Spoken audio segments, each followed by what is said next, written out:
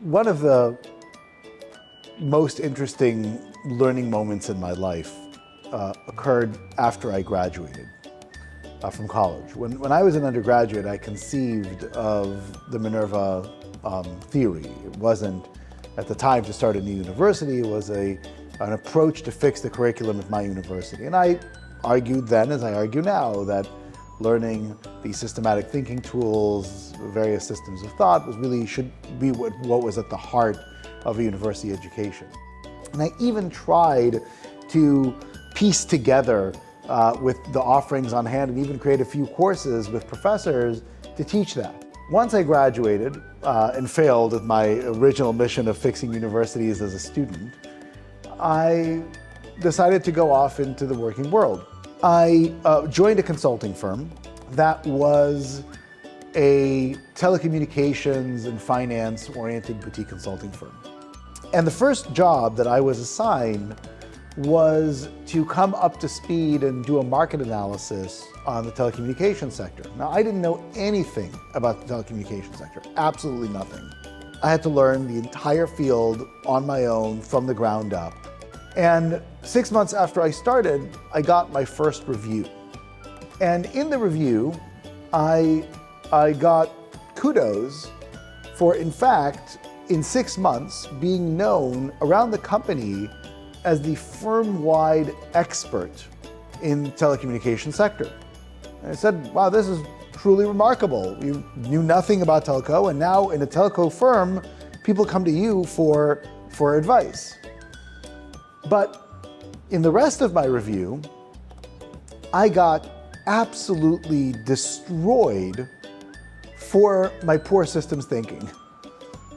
They were saying that I didn't sanity check my work, which meant that I would put in some answers to questions, but they didn't actually make sense, and I didn't go back and say, well, if this is the answer, how could it be this order of magnitude versus that order of magnitude? They said that I was not really thinking about the various audiences that I was talking to, not in that language, but when I was presenting that to a client, I had some of the same types of conversational styles that I had when I was talking to colleagues, etc. What was remarkable to me was that this review was the same reflection of what I had been arguing education should focus on. Learning subject matter is not hard. That's not actually the part that's difficult. What's hard is being able to apply things that you know in theory, right? You know in theory, oh yes, you should sanity check your work, you should be able to understand your audience, you should tailor your message to it. But what's hard is actually putting that into practice. And for somebody who was conscious of it, who spent 4 years talking about it, not learning it, mind you, but talking about what was necessary in order to be able to educate that way. Yeah, I think there were two things that were really helpful in this whole process of building Minerva and getting here. The first one was this perspective of first principles and systems thinking. When I was first describing what I wanted to do in higher education, most people thought I was crazy, but nobody could articulate why. It wasn't like somebody said, oh, teaching somebody to be a systematic thinker is a bad idea. No, nobody argued that. Nobody said, oh, existing universities do it so well. Nobody was saying, oh, you can't possibly put together educational outcomes that'll exceed traditional institutions, because they kind of knew that traditional institutions aren't doing a great job. But in totality, the perspective was, well, it can't be done. And I said, well, why can't it be done? And they said, well, it's never been done before. I said, well, why has it never been done before? They said, well, it can't be done. And it was circular and incorrect logic. And what mattered to me, and the reason that I got through that process, is that I was able to very dispassionately listen to feedback, and when the feedback was good, every once in a while I got a little bit of pieces of interesting and deep pieces of feedback, I could incorporate it, I could think about it, and figure out how to solve it. But I could also dismiss this notion that just because something has never been done, it can't be done. The second, as when you launch a program and it's challenging, and there's all sorts of ups and downs and things like that. The second thing that has maintained the energy and enthusiasm now 14 years into what I initially set out to be a 50-plus year journey is the importance of what it is that we're doing. When we wrote our book now, 8+ years ago, I ended it by encouraging people to join our movement, but actually encouraging a second thing even more so, which is to build an even better movement. And so nothing could make us happier than if somebody were to come up with a vastly superior philosophy of education and demonstrate that we're no longer the best model out there. And the supposition in the book was that it cannot be that the first fundamental rethink of education in a century got it right on the very first try. That's impossible. And therefore, of course, we will iterate and make our thing better and better, but somebody has to be able to offer an alternative. And in the near decade since I have made that call, there's been nothing.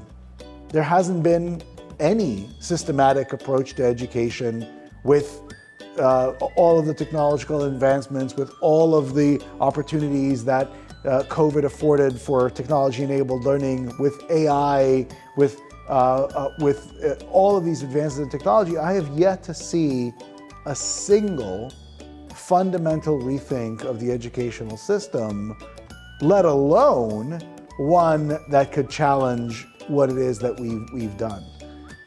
And so the criticality of carrying that torch and making sure that we do spur this global movement, I would give a really, what I believe is a really important piece of advice, which is the world that you are going into is a world that'll have shortcuts like none other in the past. You will be able to do more by working less than any human has ever been able to in history. Your fellow students, the fellow human beings that are around the world are going to find that an irresistible allure. Your big competitive advantage will come from resisting that allure. Right. Understand the shortcuts, understand how they work, leverage them, but then take all of the time that you have spent and go deeper. Understand what it is that the shortcuts are made of and be able to reverse engineer them. Have the depth of understanding, train your mind in such a way that will dramatically differentiate you from anybody else in the world. And that is going to be a sustainable advantage that is going to last with you for the rest of your lives.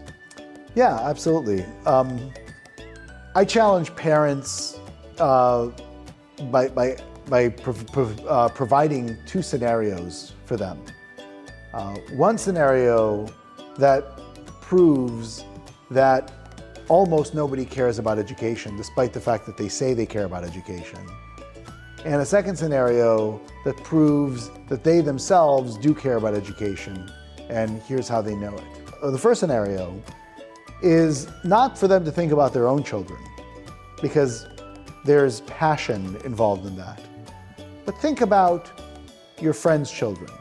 Imagine that your friends were advising or even deciding for their children on what educational institution to go to.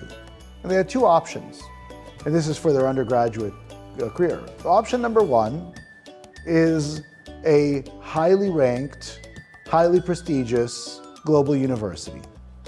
And option number 2 is university that is ranked significantly lower than that institution, but where they know that their child will receive a better education.